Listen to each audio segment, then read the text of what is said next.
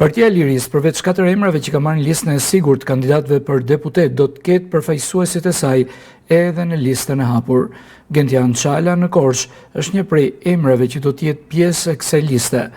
Mjeku psikiatër Gentian Çala momentalisht mban pozicionin e sekretarit politik të Partisë së Lirisë për qarkun e Korçës, ndërkohë në përqarqe të tjera ndër emrat që po përfliten në listat e hapura janë ata të Lefter Maliqit në Berat, Viktor Tushës në Lezhë dhe Dashamir Xhikës në Elbasan.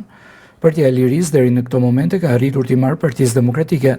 një kandidat në 11 qarqe të vendit, me përjashtim të Kuksit. Lëvizja surprize Metës për të shkuar nga lista e mbyllur e Fierit në listën e hapur të Tiranës ka zënë të papërgatitur demokratët, të cilët shohin që nga kryeqyteti të kenë edhe një deputet më pak për shkak të shanseve të mëdha që ka kreu i Partisë Lirisë të dalë deputet. Mësohet se direktivat për të gjitha strukturat e Partisë Lirisë e kanë të qartë për të kërkuar çdo vot për Ilir Metën, që do të bëjë këtë forcë politike me 3 deputet vetëm në Tiranë.